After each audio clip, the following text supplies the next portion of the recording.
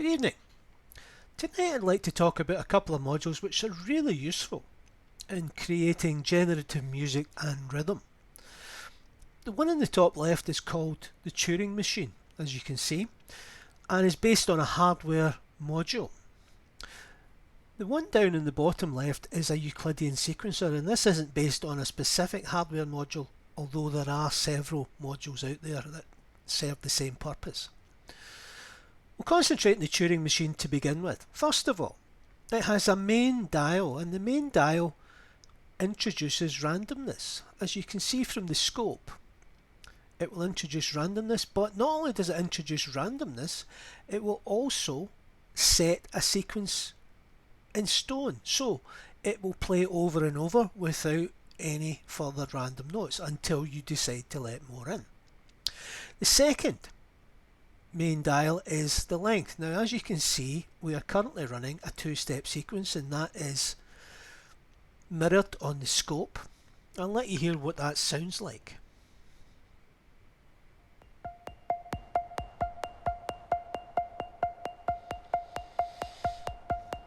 Now, that in itself is not a particularly useful sequence, but one of the reasons for that is this scale dial here. Now, if you want to generate reasonable pitches, you have to rein it in a bit.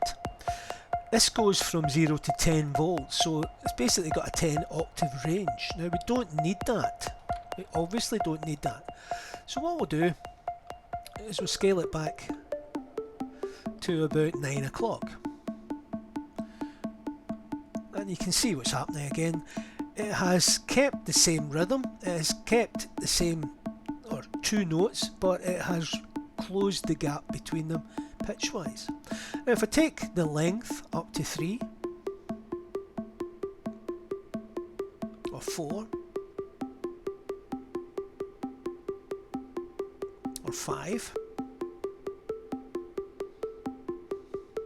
you'll hear a repetitive sequence. Now if I go completely counterclockwise, it will play the same sequence forwards and then backwards, which effectively doubles the length of the sequence. Now, should you find that you don't want to have a repetitive sequence, you can then start by slowly manoeuvring away from the extremes. You can start to introduce some random elements to it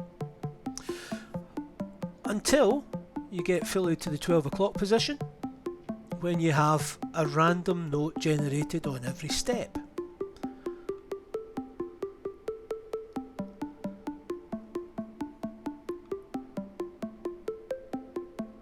And when you hear something you like, you capture it.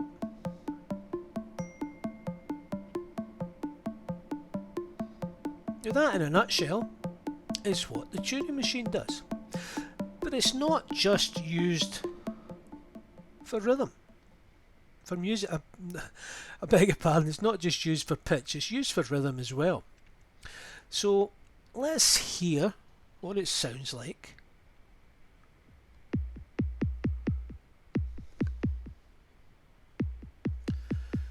And this time we have it connected to a kick drum. And again, we can introduce some randomness to the rhythm. We can take it up a number of steps. Now obviously when that happens, there are times when the first pulse does not flash because it's generating random triggers. Now if the first pulse does not flash, then we don't get a kick sound. I'm going to connect the third output to the snare. Now what's happening here, every time there's a pulse on the first one, it will come out and trigger the kick drum.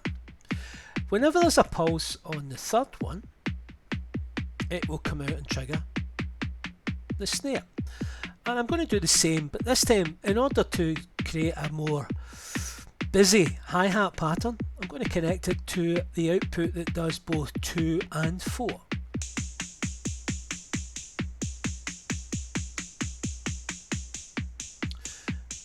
And if we extend this pattern up to 8 and introduce more randomness,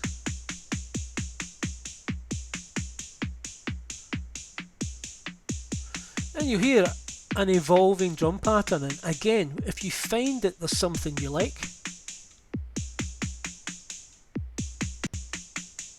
you can capture it.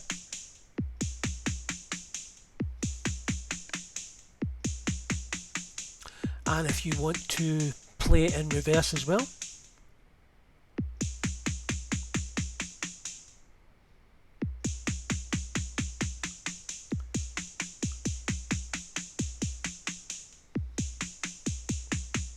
and then go back to completely random.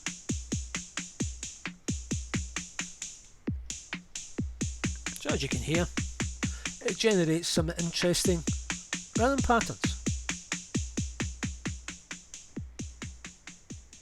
The next sequencer that we're going to look at is the Euclidean sequencer. Now this is a version specifically for VCV rack, but the basic principle of Euclidean sequencer is quite simple.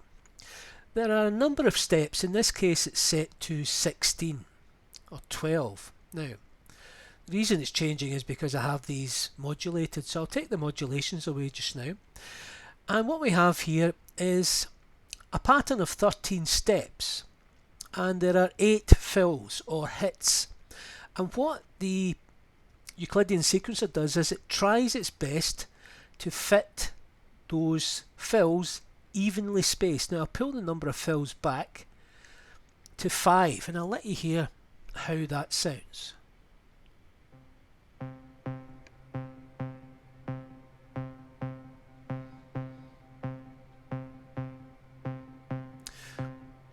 Now you can hear, because 5 does not divide evenly into 13, you're not going to get evenly spaced hits. But if you do 5 into 13, you can hear the pulses changing and generating a really interesting rhythm. Now I'll do what I was doing a minute ago before I disconnected the cables, and I will rotate the step function so it will increase or decrease according to the sample and hold output.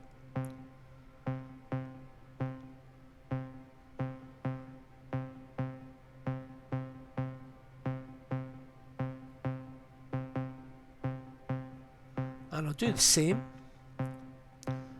to rotation. Now rotation simply rotates the whole shape round, so I'll let you see how that works.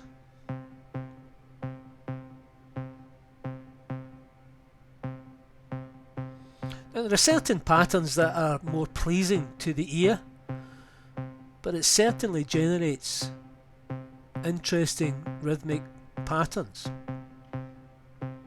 Now, we're not doing anything particularly melodic here because it's set to one note, and I'm triggering a step sequencer, but it's also set to one note, so there's a reason why nothing much is happening.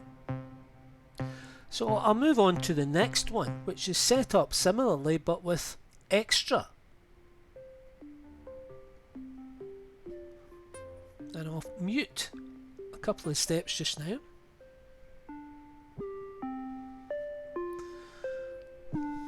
Now, I'll try and explain to you quickly what's going on here. We have the same situation. You have 5 steps out of 13 that are being played, and every time a step is played it triggers this sequencer. This sequencer will then feed a pitch into the quantizer. The envelope is being triggered every time there's a gate as well, and that will allow the oscillator to be heard. Now, one of the other features of this Euclidean sequencer is that it has an accent, and an accent occurs when a hit falls on the outer circle, there are two circles. The inner circle plays as normal, but an accent occurs on the outer circle. And I've got the accent triggering an envelope playing with the filter cutoff and also playing with the filter resonance. So you hear that every fifth step. Now if I mute that, I've got something similar happening here. There's 5 against 11, so it's a slightly different rhythm. And the same thing's happening. We've got a 7-step sequence playing into a quantizer, and again, every time there's a gate, it advances the sequencer and it triggers the envelope, and there's an accent again feeding a second envelope, which again is triggering the filter, resonance and cutoff. And along at the end we have something similar happening, and I'll let you hear that one. And that's playing 3 against 7. So if I play them all together,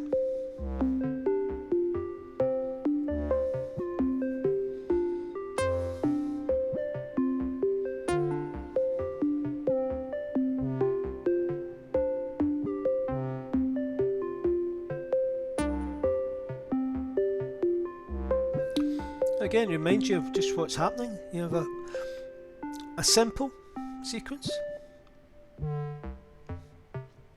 a kind of bass line, and a third percussive type sequence. But because of the interplay of the Euclidean sequencers, you get an evolving pattern.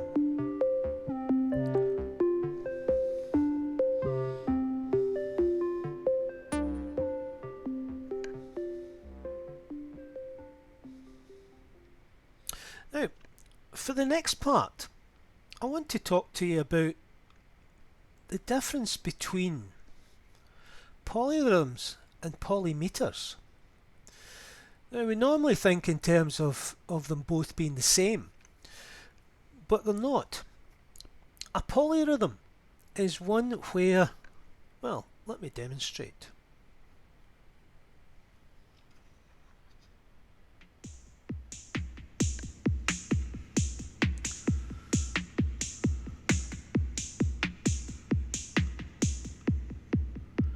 Now what's going on here?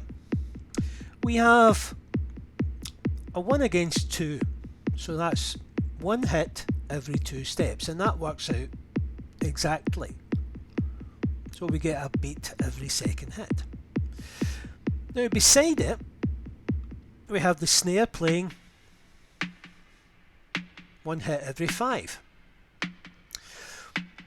Now, in order to get a polyrhythm, we have to have those matching up. So we will set 1 hit to 2 and 1 hit to 5, and that will mean that they will play polyrhythms in 10, which is 2 multiplied by 5.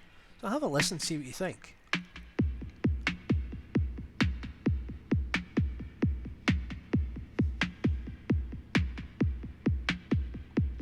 So very quickly you can hear the groove emerging. Now, I've also got a hi-hat playing 1 and 3. And if I play that against the kick, then we will get a repeating pattern every 6 steps, because 2 times 3 gives you 6.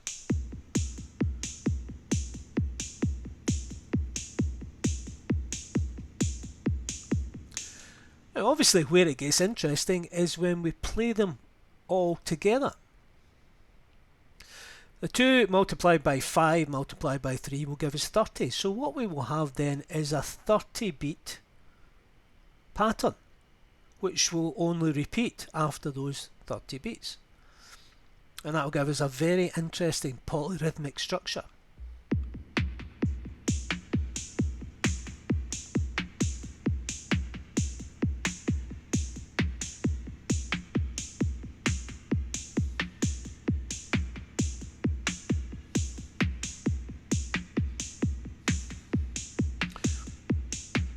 And after a little while your ear gets attuned to the groove and you can predict where the hits are coming.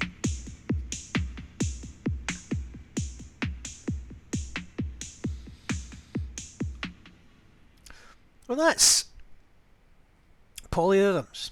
Now in the section underneath I'll try and demonstrate polymeters, which is basically what we were doing with the melodic sequence a couple of steps ago. I'll play you that again.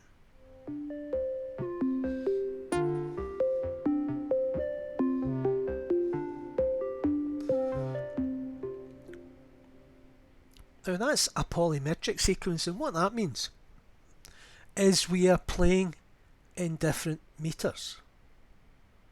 We're playing 3 against 5, 3 against 8, 8 against 11. Now before we were only playing one note every so often. Now we are playing several hits which are distributed as evenly as possible throughout the sequence. But we get a very different feel from the polyrhythm that we had a minute ago. So I'll play you the kick first of all. And as you can see, or hear, 3 against 8, 3 against 5, sorry. So I'll bring in the snare.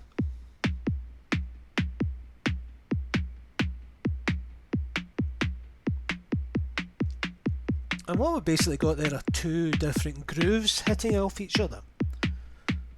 Very pleasing to the ear, but polymetric rather than polyrhythmic. And finally, we'll bring in the hi-hats, which are 8 against 11.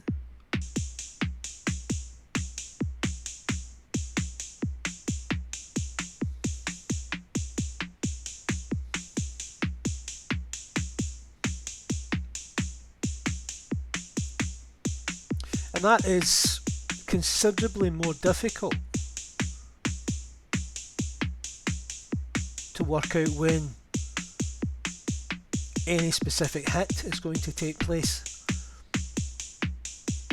And if you multiply 5 by 8 by 11, this pattern is not going to repeat for 440 beats.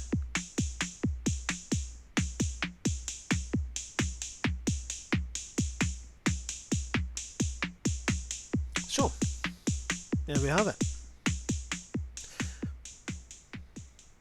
Now the next thing I'd like to do is to show you what happens if you modulate the Euclidean sequence. Now if we turn up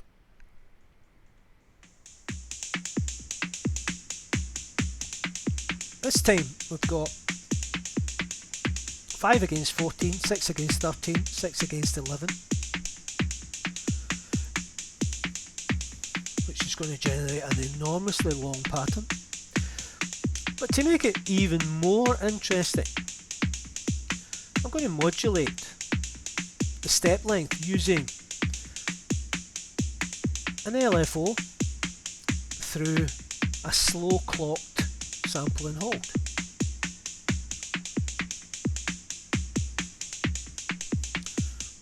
Now I'll let you hear just precisely what the bass is doing.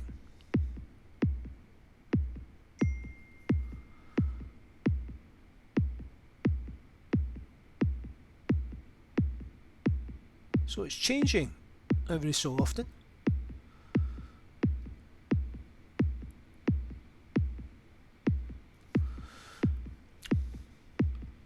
And if we do the same with the snare, just using a similarly gated LFO, and play the two of them together.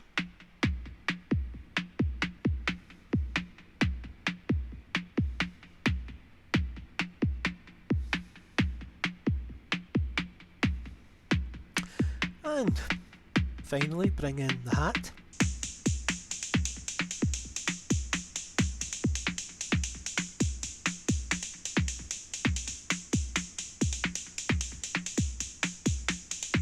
And here if you leave it like that, then instead of as usual using the kick to anchor the pattern, you can let the hi-hat pattern anchor. Of course, we're not going to leave it there. Let's play with the step count for the hi-hats.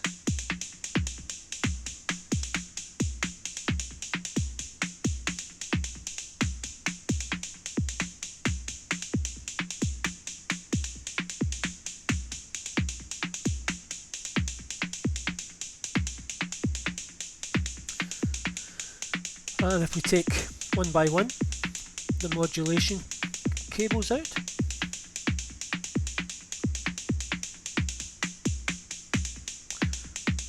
we return to what could be called our basic sequence, which is of course anything but.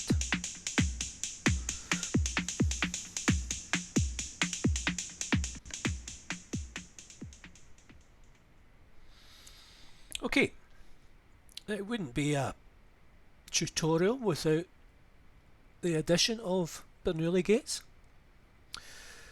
So you can take a Turing machine, and this time the Turing machine is going to be generating pitches. So as you can see, I've generated a pitch sequence here. Now that sounds like this.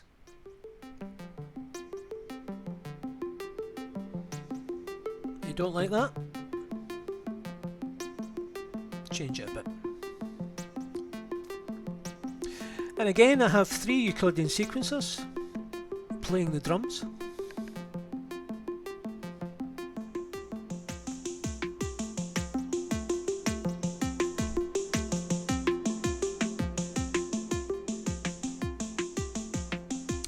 That's all well and good.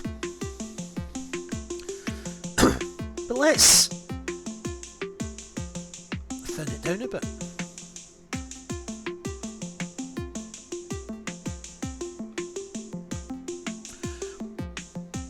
And introduce some random elements to the melody. Change it to a 12-step sequence perhaps.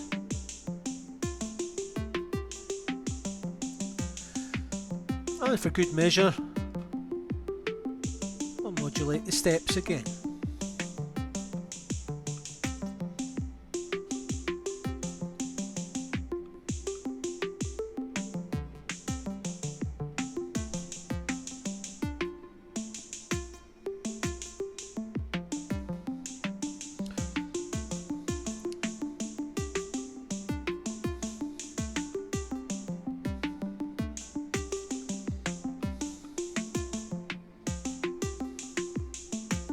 And the beauty of using a Bernoulli gate, particularly with a pitch sequence, is that even if you tie the sequence down to a set sequence, in this case it will be of 16 steps long, we're not playing every step.